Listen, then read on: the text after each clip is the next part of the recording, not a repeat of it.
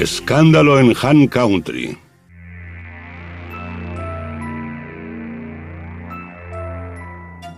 El 7 de septiembre de 1997, a las 10 de la mañana, la policía de Virginia acudió a una llamada a los servicios de emergencias del 911, realizada desde la Ashland Horse Farm, en el condado de Fauquier. En la cocina del servicio de la propiedad encontraron el cuerpo de Roberto Villegas, jugador de polo profesional y amante de la heredera multimillonaria propietaria de la finca. Estaba tendido de bruces en medio de un charco de sangre, con 4 disparos a bocajarro. Un crimen que conmocionó el apacible mundo de Virginia, en la exclusiva zona llamada Han Country. La historia de una heredera solitaria y un atractivo jugador de polo sudamericano. Una historia de cuento de hadas o la receta para un seguro desastre. Susan Cummings había nacido en un mundo de una riqueza inimaginable. Sus padres eran privilegiados trotamundos que se movían entre los círculos más elitistas de Europa. Su padre era el exagente de la CIA Sam Cummings, uno de los traficantes de armas más importantes del mundo. No sé en cuánto se cifraba su fortuna, pero tengo entendido que era de miles de millones. En cuanto se presentaba la posibilidad de que estallaran hostilidades, allí estaba él para vender armas a uno de los bandos o al otro, o a ambos a la vez. Susan nació en el sur de Francia en 1962 y creció en un hogar palaciego del rico Principado de Mónaco. Cursó sus primeros estudios en los internados suizos de mayor prestigio. Estudió en una famosa escuela suiza llamada La Rosey y luego vino a Washington, D.C., a un internado de chicas llamado Mount Vernon, muy conocido entre las familias de mucho dinero con niñas en edad escolar. Tarek Salahi es el propietario de unas bodegas de Virginia y era amigo de Susan. Gran parte de su vida transcurría en el sur de Francia. Iba y venía muy a menudo entre Francia y Estados Unidos y se enamoró de Virginia. Le encantaban los caballos.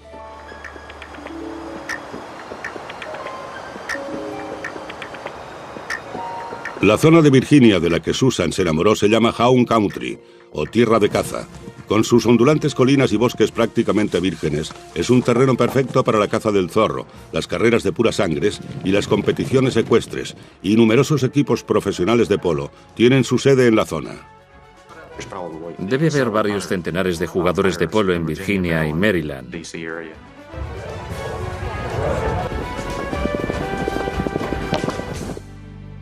Han Country también ha sido un imán para los ricos y famosos. Las personas acomodadas se sienten atraídas por los grandes espacios de la región. Quieren disponer de grandes espacios abiertos para la práctica de su deporte. Susan se instaló en una finca de Han Country que su padre le había comprado, valorada en $4 millones y llamada Ashland Farm. Se dice a menudo que se puede deducir el valor o el prestigio de una casa según la cantidad de chimeneas que tenga, y en esta hay 9.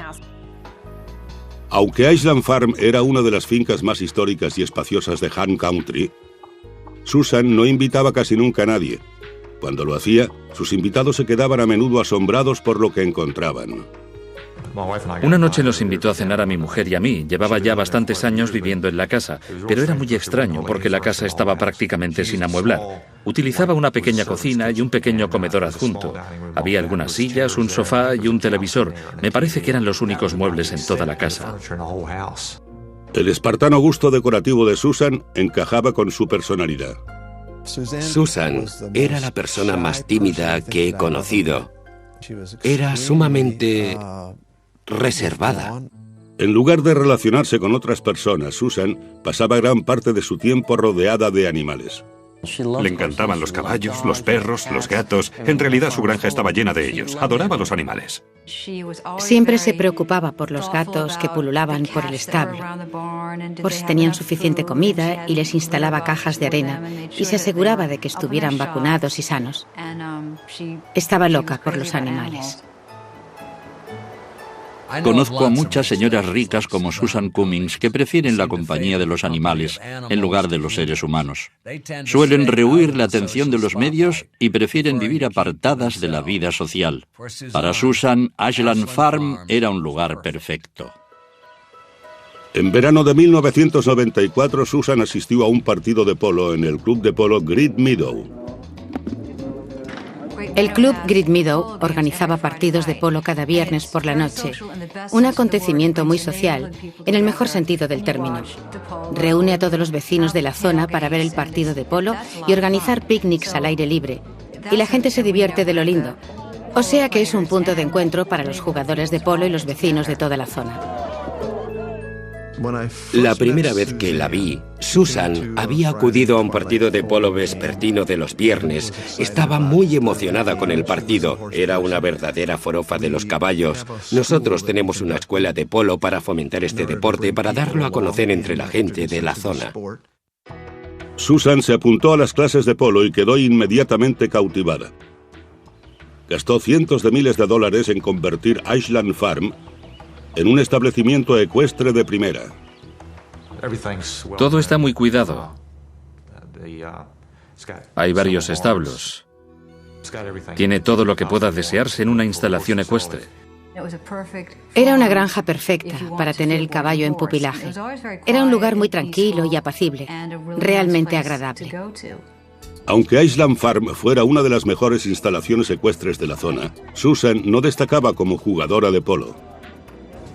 Le costó mucho aprender este deporte. No tenía mucha fuerza física, sobre todo en el torso, por lo que le costaba mucho jugar. En el verano de 1995, Susan conoció al hombre que cambiaría su vida. El jugador de polo argentino Roberto Villegas. El mundo del que provenía no podía haber sido más distinto del de Susan. Llegó a Estados Unidos con un amigo que era jugador de polo profesional. Vino como su mozo de cuadra, como suelen hacer muchos jugadores argentinos. Era de un pequeño pueblo argentino. Su familia no tenía dinero.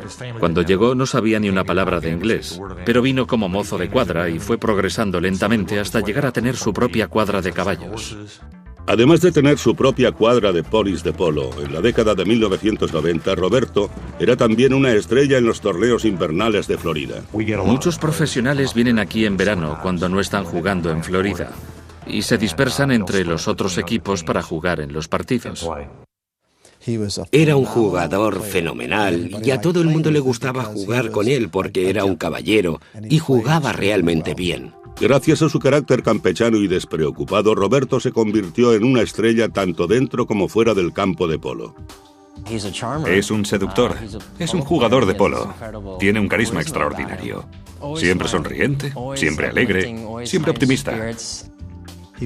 Era la persona más despreocupada que haya conocido jamás. Le encantaba el polo, le encantaban los caballos, le encantaba jugar. Era un ídolo para muchos jugadores más jóvenes por su forma de jugar y su forma de comportarse.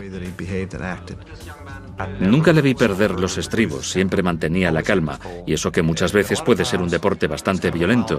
Los ánimos pueden caldearse mucho. He visto hacer ciertas cosas que no deberían permitirse en un campo de juego, pero nunca vi a Roberto hacer nada parecido. Roberto impartía clases de polo en el club Great Meadow, donde casi todos sus alumnos eran mujeres.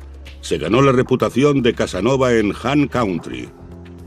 ¿Tan malo es coquetear? No, creo que es algo muy saludable. Si se ligaba mucho en el club, sí, pero eso no tiene nada de malo. Tenía ese carisma que tanto gusta a las mujeres.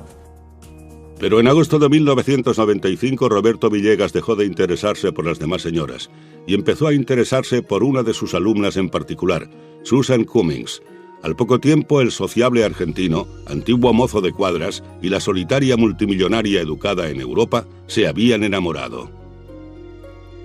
Tenían una relación, un noviazgo que mantenían muy discreto. Intentaban mantenerlo muy discreto. Pero en los círculos del polo era un tema que daba pie a mucha chismografía.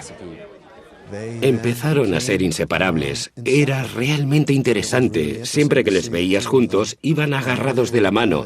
A donde ella iba, iba él, y viceversa. Una aventura entre una rica heredera y un latinoamericano atractivo, estrella del polo, puede resultar un poco escandalosa, pero no es ningún delito. Susan era increíblemente rica, Roberto increíblemente atractivo, son cosas que pasan. Pero lo que ocurrió a continuación fue más que escandaloso. En el invierno de 1997, Roberto Villegas dejó de jugar al polo en Florida y se puso a trabajar en la finca de su amante multimillonaria, Susan Cummings. Era realmente extraño que se quedara aquí durante el invierno y no se marchara a jugar a Florida. Otro hecho sorprendente fue que aquella primavera, a petición de Susan, Roberto tampoco jugó para varios equipos de Han Country. Los jugadores profesionales de polo suelen integrarse en tantos equipos como pueden. Era muy extraño que un jugador tan consumado como Roberto solo montara exclusivamente para la Ashland Farm de Susan, pero eso no era todo. Según Tommy Mónaco, que en aquella época era el director del club de polo, Roberto no cobraba nada, ella no le pagaba nada. Él no tenía dinero, no sé qué acuerdos financieros tenían, pero normalmente creo que Roberto habría ganado unos $3.000 al mes como mínimo, además de cubrir todos los gastos de sus caballos. Además de vivir del dinero de Susan, al parecer Roberto había abandonado también el control financiero de sus caballos. Tuve el privilegio de comprarle un caballo. Se llamaba Mosby. Pero aunque fuera de Roberto, tuve que negociar más con Susan que con Roberto.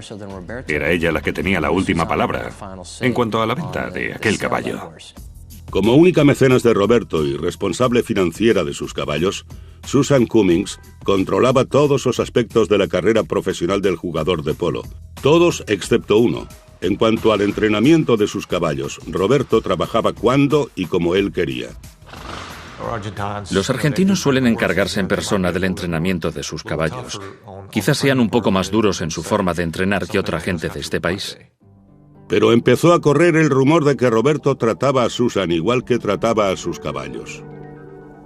Me llegó este rumor, decían que una vez le había pegado con la fusta, pero no pude publicar esta noticia. Nadie deseaba salir en la prensa hablando de este tema. La gente que tenía sus caballos en pupilaje en Ashland creía que debía haber algún tipo de malos tratos. Pero los amigos de Roberto decían que él la quería y era incapaz de hacerle daño. Yo jugaba con ellos o les veía varias veces a la semana y nunca vi señal alguna de que hubiera ningún tipo de conflicto entre ellos. Roberto era la persona más ecuánime que haya conocido jamás. Incluso cuando trabajaba para Susan y ella jugaba con él, siempre la protegía de una forma increíble. Siempre estaba atento para que no le pasara nada. Con el tiempo, sin embargo, en el mundillo del polo de Han Country, empezaron a circular rumores de que la relación estaba en crisis. Ella se había criado en una familia muy rica. Él era pobre. No estaba acostumbrado a este estilo de vida. Y ella era una mujer que lo daba por supuesto, que estaba acostumbrada a codearse con las familias reales europeas. El conflicto, por lo tanto, estaba servido. Al final de aquella temporada se organizó un picnic, lo que ellos llaman un asado, y flotaba en el aire la sensación de que algo pasaba, que algo iba mal entre ellos. Su propio lenguaje corporal lo indicaba. A finales de la temporada se notaba cierta distancia, dejaba ciertos interrogantes en suspenso. Finalmente, el 20 de agosto de 1997, Susan Cummings entró en las oficinas del sheriff del condado de Fauquier y le dijo al teniente Gary Gialay que tenía problemas con uno de los empleados de Ashland Farm, en concreto con Roberto Villegas. La señora Cummings dijo que se había vuelto sumamente posesivo con ella y que la había amenazado con dispararle o apuñalarle. Le dije a la señora Cummings que no podíamos hacer nada inmediatamente, que si quería venir conmigo para presentarse ante un juez, este podía expedir una orden de arresto contra el señor Villegas, basada en su queja. Resumiendo, el investigador le dijo, bueno, ¿quiere usted presentar una denuncia formal de algún tipo contra él? Y ella le respondió, no, tengo mucho miedo de lo que pueda hacerme, pero solo quiero que quede constancia de lo que está pasando. Eso era bastante extraño. Si Susan tenía realmente miedo de su novio o de la pareja con quien vivía, ¿por qué no quería que le echaran de su casa? Menos de 24 horas después de su visita a la policía, Susan y Roberto estaban de nuevo juntos en Ashland Farm. Todo parecía ir bien de nuevo, especialmente para Roberto. El 2 de septiembre recibió una llamada del embajador argentino en Washington pidiéndole que participara con el equipo nacional de polo de su país en un partido el 7 de septiembre contra la selección nacional de Estados Unidos.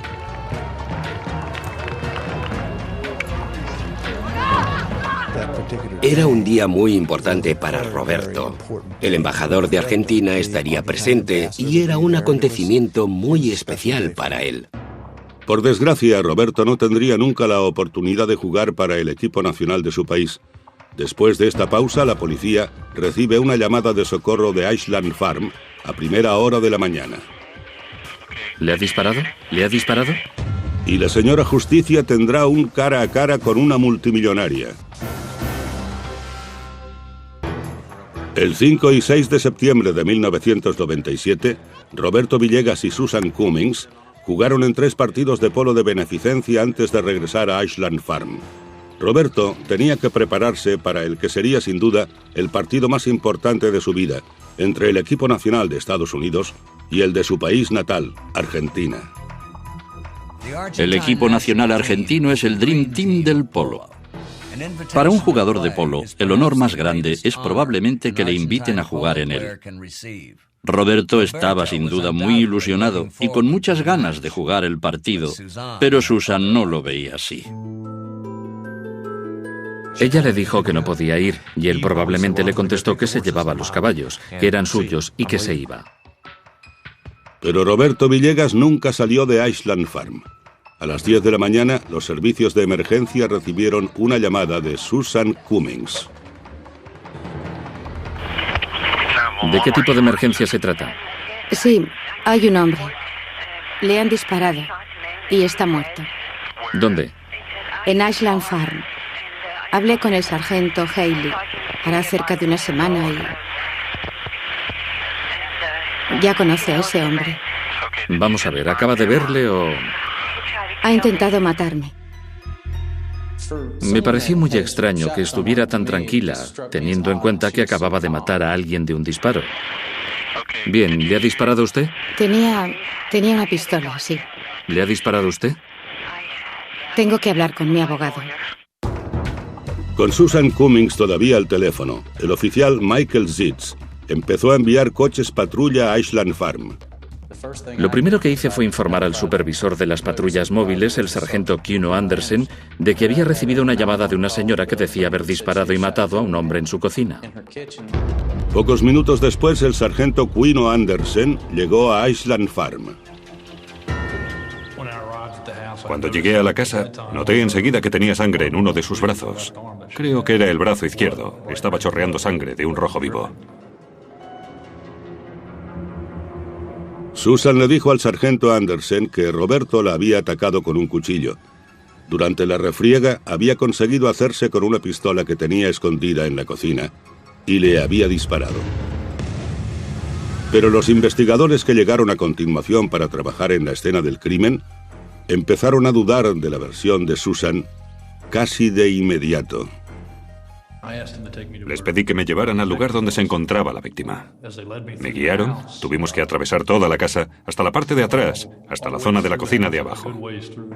Me arrodillé y contemplé el cuerpo del señor Villegas, con las piernas debajo de la mesa.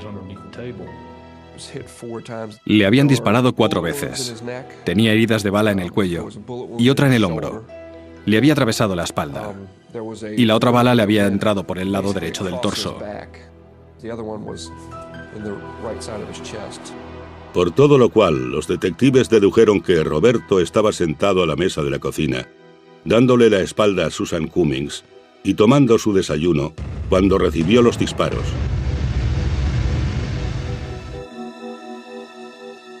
Tenía comida sin masticar en la boca. Había comida encima de la mesa, migajas en el plato. A su izquierda había una revista abierta, como si alguien la hubiera estado hojeando o leyendo. Y a los detectives les costó mucho creer que se hubiera producido un forcejeo, como Susan afirmaba. Cuando investigamos la cocina donde tuvo lugar el incidente, donde estas dos personas habían estado luchando a vida o muerte, nos extrañó que todo estuviera en orden, sin desperfecto alguno. Y la posición del cuchillo con el cual Roberto la había herido, según Susan, era igualmente sospechosa. El cuchillo estaba situado entre el cuerpo y su brazo derecho.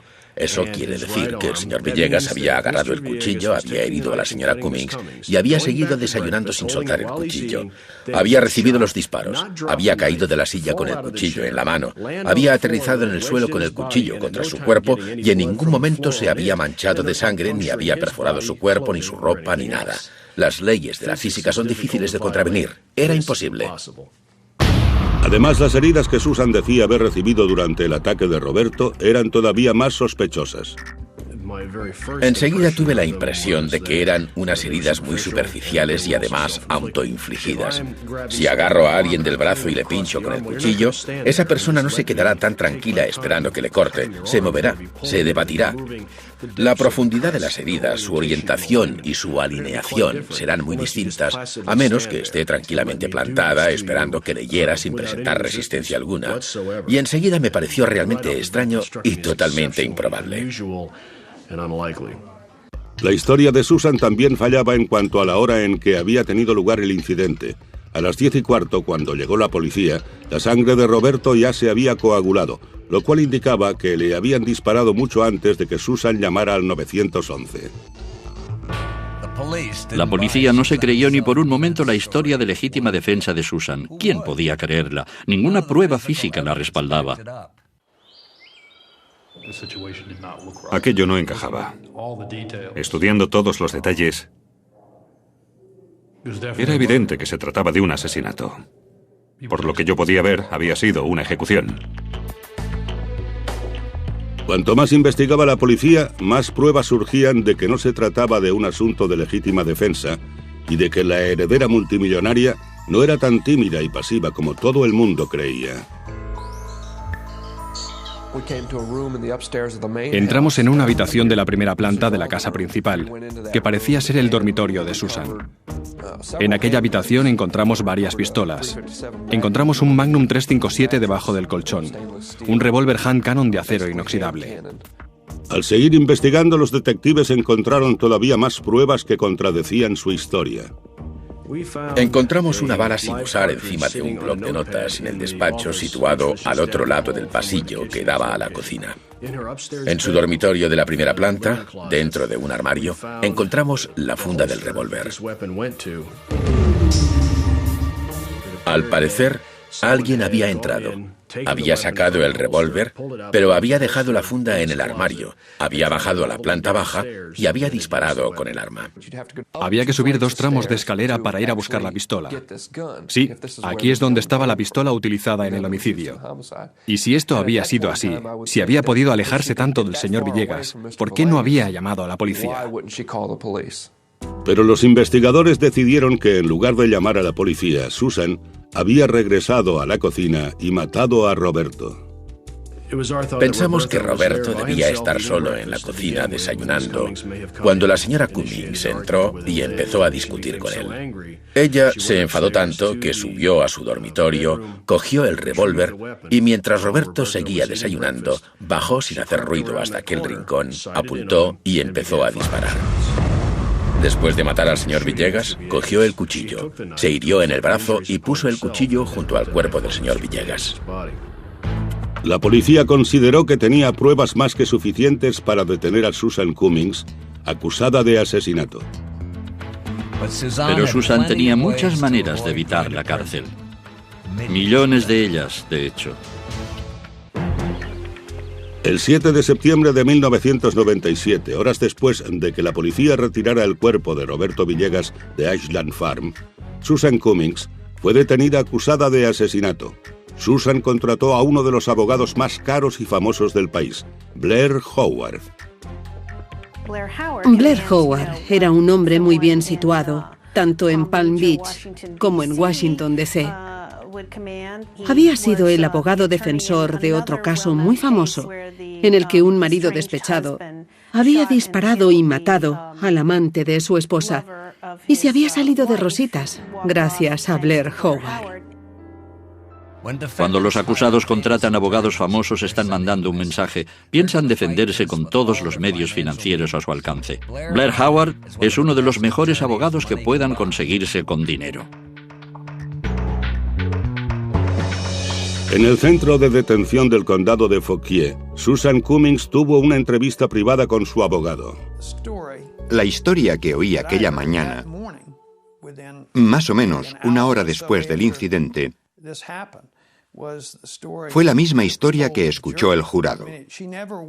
Quiero decir, no dudó ni un momento, no cambió su versión, no modificó su historia en lo más mínimo. Más tarde, aquel mismo día, Susan fue oficialmente acusada por el asesinato en primer grado de Roberto Villegas. La fianza fue de más de $1 millón que la multimillonaria pagó de inmediato. La fianza no era ningún problema. Quedó en libertad aquella misma mañana, con la condición, por supuesto, de que se retiraran todas las armas de la casa. Es lo que algunos de los editores para quienes trabajo calificarían de historia muy sexy. Tenía todos los elementos necesarios. Había dinero, había caballos y luego había un asesinato. Blair Howard lanzó una campaña para convencer a la opinión pública de que no se trataba de un asesinato, sino de legítima defensa. Bueno, él le había herido. Le había herido. Es su cuchillo y se lo había clavado. Y ella actuó en legítima defensa. Mientras Susan pagaba una fortuna a Blair Howard para que preparara su defensa, los amigos de Roberto se esforzaban en reunir dinero para pagarle el funeral. Roberto no tenía ninguna cuenta en el banco, no tenía cuenta de ahorros, no tenía dinero en efectivo en su dormitorio, no tenía nada. La embajada argentina corrió con los gastos de repatriación del cadáver, pero los jugadores de polo le pagaron el funeral. Se celebró un funeral en la Iglesia Católica. Acudió muchísima gente de todos los rincones de Estados Unidos. La gente vino en avión de todas partes para presentar sus respetos a Roberto. Fue un funeral precioso. Fue en la iglesia de Middleburg y acudieron todos los jugadores de polo del club. Susan no vino. El juicio contra Susan debía empezar en mayo. Como preparativos para el juicio, los investigadores del condado de Fauquier habían seguido analizando todas las pruebas físicas. La investigación en la escena del crimen nos aportó todavía más información sobre la situación de las balas, sus trayectorias, etc., así como una interpretación de las heridas de la señora Cummings y las salpicaduras de sangre. Estábamos completamente seguros de que no se trataba de un incidente de violencia doméstica. En Hunt County, sin embargo, los medios de comunicación parecían creer más bien en la historia de legítima defensa de Susan, apoyando así la estrategia del abogado para concitar simpatías hacia su cliente. El señor Howard es un abogado defensor. Tiene la responsabilidad de librar a su cliente de todos los cargos en su contra y por lo tanto tiene que atacarlo todo. A la gente, a las pruebas físicas, al señor Villegas.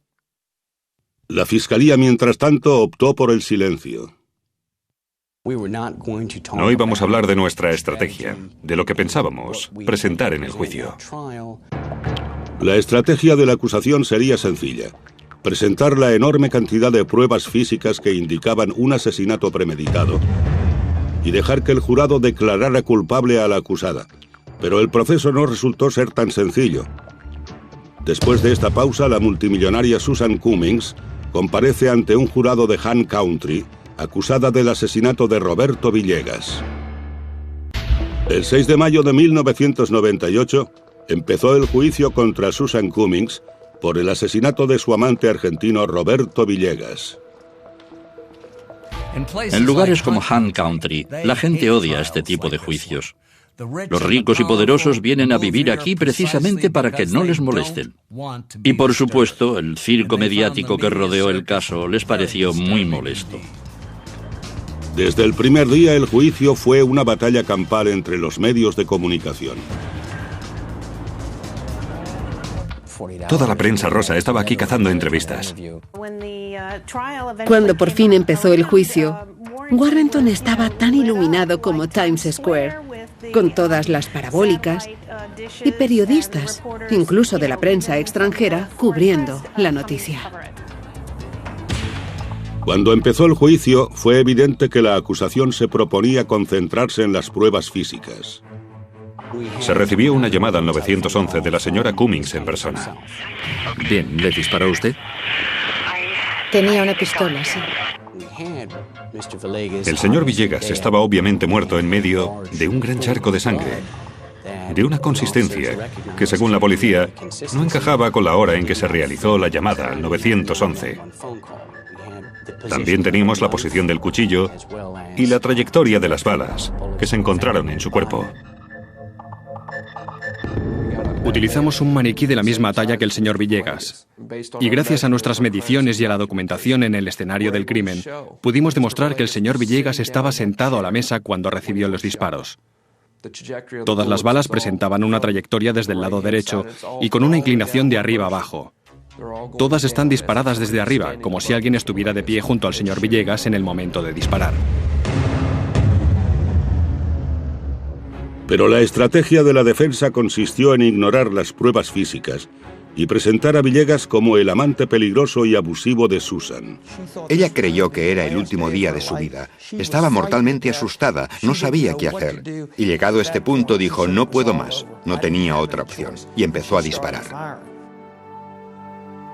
No hay que olvidar que el jurado de este caso no estaba compuesto por gente de la clase social de Roberto, sino de acomodados ciudadanos de Virginia, de la clase social de Susan. Desechando las pruebas físicas, la defensa llamó a varios testigos que afirmaban haber detectado un lado oscuro en Roberto Villegas. Ciertos testigos habían visto ataques físicos y amenazas verbales, como Faye Lefla, que declaró que una vez Villegas se había enfadado tanto con ella que la había amenazado de muerte en unas cuadras de Florida. Y le había dicho, a ese caballo ganador tuyo también lo mataré. Así es como era Villegas. Ninguno de los testigos que declararon en su contra le conocía demasiado bien, pero la defensa consiguió encontrarles. Si tienes suficiente dinero, siempre encontrarás a alguien dispuesto a hablar mal de otro. Siempre habrá alguien que nos dirá lo que hizo hace 15 años. Encontraron a ese alguien. Los testigos de la defensa tuvieron cierta influencia negativa para la fiscalía, pero en lugar de rebatirles con otros testigos, la acusación siguió basándose en las numerosas pruebas físicas, una decisión que hizo dudar a los amigos de Roberto sobre la solidez de su estrategia. Estábamos dispuestos a declarar a su favor porque los miembros del jurado no sabían absolutamente nada de Roberto, solo lo que la defensa había presentado hasta el momento acerca de su personalidad. Sin embargo, la acusación siguió basando su estrategia solo en las pruebas. Creo que esto es lo que pretendía la defensa, que en lugar de juzgar los actos de Susan Cummings en aquel día en concreto, se juzgara lo que Roberto Villegas había hecho durante toda su vida, tanto a la señora Cummings como a otras personas. Y si nosotros hubiéramos cambiado nuestra estrategia para dedicarnos a rebatir sus afirmaciones, éstas se habrían convertido en el centro del caso, y nosotros no queríamos que así fuera. Lo he visto muchas veces. La Fiscalía, tan confiada en los hechos y las pruebas, no tiene demasiado en cuenta el aspecto humano del delito. Pero los miembros del jurado son seres humanos, y Blair Howard estaba convirtiendo el caso en un asunto sobre lo que él dijo o ella dijo, y por supuesto, él ya no estaba para poder prestar declaración. Ella, sin embargo, sí estaba. El 6 de mayo de 1998, Susan Cummings llegó a los juzgados del condado de Fauquier para subir al estrado en su propia defensa. En su estilo tímido y discreto, contó al jurado su versión de lo ocurrido y lo que ella calificó de temperamento violento de Roberto. Presentó la imagen de una frágil mujer maltratada por un atractivo y atlético jugador de polo argentino. Su historia es muy sólida y muy plausible, y creo, con todos mis respetos, que el jurado creyó que decía la verdad. Su declaración fue la más estudiada y ensayada que yo haya visto jamás. En cierto momento, recuerdo concretamente que empezó a contestar, se aturulló, se detuvo y pidió al señor Howard que repitiera la pregunta. Contestó exactamente lo mismo que antes, pero esta vez sin tropezar. Estoy seguro de que había estudiado su declaración por escrito. Todavía confiados en las pruebas físicas, los acusadores decidieron de nuevo no llamar a declarar a ningún testigo que pudiera contradecir las declaraciones de Susan. El jurado no podía basarse en otra cosa en realidad que lo que la defensa presentaba como forma de ser de Roberto. No tenía una visión de conjunto de la realidad.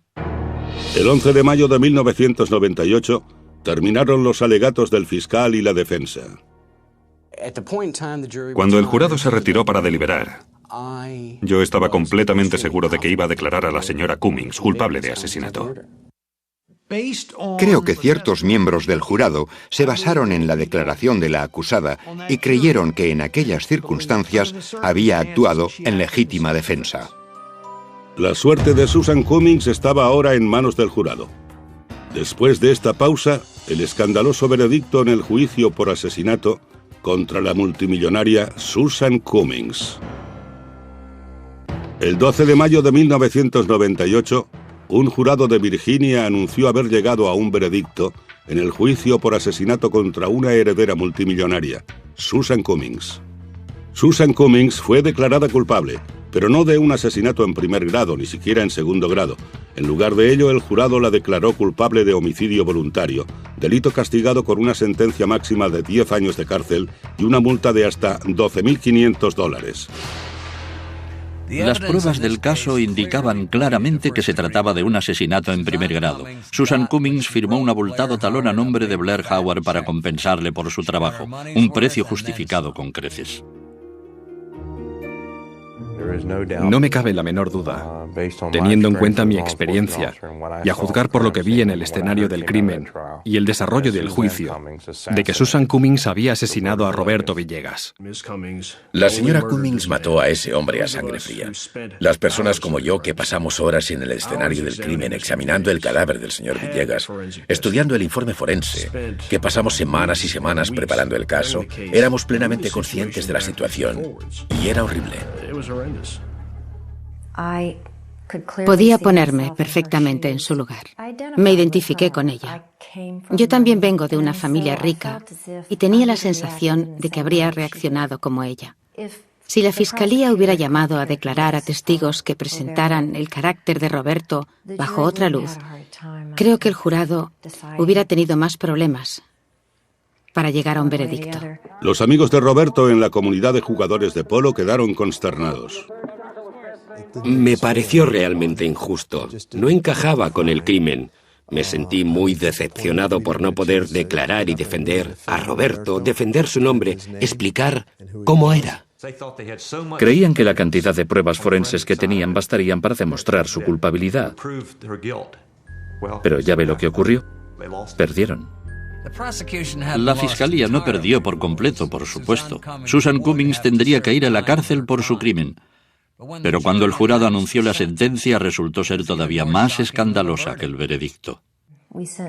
La condenamos a 60 días en la cárcel del condado y a una multa de $2.500. Por el crimen de haber matado a alguien, 60 días era ridículo. O sea que en lugar de cadena perpetua, Susan solo tendría que cumplir 60 días en la cárcel del condado y firmar un talón de $2.500. Por una vez, teníamos un acusado capaz de pagar la multa al momento. Tengo entendido que escribió el talón muy rápidamente. Cuando llegó el momento de que Susan Cummings ingresara en la cárcel, el departamento del sheriff despejó toda una planta del centro de detención para ella. Nos informaron de que las reclusas estaban indignadas con el veredicto del jurado.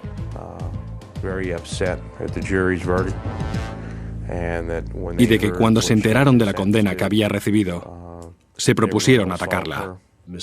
La señora Cummings correría el peligro de resultar herida o algo peor, en manos de otras reclusas convictas de delitos mucho menos graves que ella, con condenas de 2, 3 o 5 años, por firmar talones falsos o por posesión de drogas. Gracias a su buen comportamiento, Susan pasó un total de 57 días en la cárcel por la muerte de Roberto Villegas. Mucha gente en Han Country se quedaron con la duda de si la heredera se había librado así de un asesinato o si se había visto empujada a un acto trágico por un amante violento. Estaba convencida de que ella debía haber sido víctima de malos tratos, si no, ¿quién sería capaz de matar a alguien a tiros? Todavía me pregunto hoy en día cuál fue el motivo. ¿Por qué lo hizo? Algunos agentes de policía sospechan que Susan Cummings mató a su amante simplemente para librarse de él. Sabía que sus millones la protegerían y creen que su declaración fue puro teatro. Me resulta totalmente imposible creer en la imagen que esta dulce y amable persona presentó ante el tribunal. Su declaración de legítima defensa, teniendo en cuenta todas las pruebas que conseguimos durante la investigación. Hay muchas víctimas de malos tratos domésticos en este país y en todo el mundo. Es algo horrible que tiene que terminar, pero este no era su caso. Además, los investigadores creen que Susan Cummings había planeado asesinar a Roberto Villegas mucho antes de apretar el gatillo. Creo que cuando vino a verme el 20 de agosto, solo lo hizo para que la policía tuviera constancia de su declaración y que si luego sucedía algo, esto le serviría de cobertura. Eso es lo que hizo. Tras salir de la cárcel, Susan Cummings regresó a su vida de aislamiento en su finca de Ashland Farm. Apenas se deja ver en público. Su estilo de vida sigue siendo básicamente el mismo. Sigue viviendo en su gran granja, sigue siendo muy solitaria. De vez en cuando la veo en algunos acontecimientos ecuestres. Un día que había ido de compras, me encontré con Susan en el aparcamiento y simplemente la saludé. Le dije quién era. Ella sabía quién era y me dijo que estaba muy agradecida por el veredicto. Pero a pesar de su riqueza, Susan sigue estando excluida de los círculos sociales de Han Country. El mundo del polo le ha repudiado por completo. Es una persona non grata en el mundillo del polo. No la he visto en un partido de polo desde aquel incidente. No sería un lugar agradable para ella.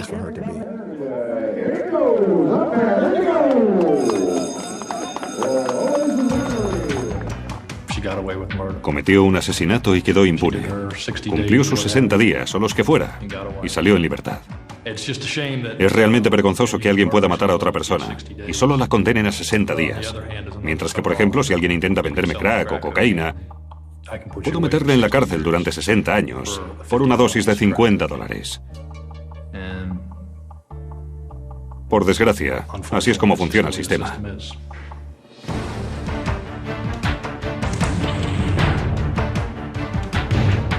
Este caso es otro desafortunado ejemplo de que una gran cantidad de dinero en la cuenta bancaria puede significar más para un jurado que la cantidad de pruebas en su contra. Han Country seguirá obsesionado con lo que sucedió a Roberto Villegas durante muchos años, y es justo que así sea. Soy Dominic Dunne, para la Televisión Judicial.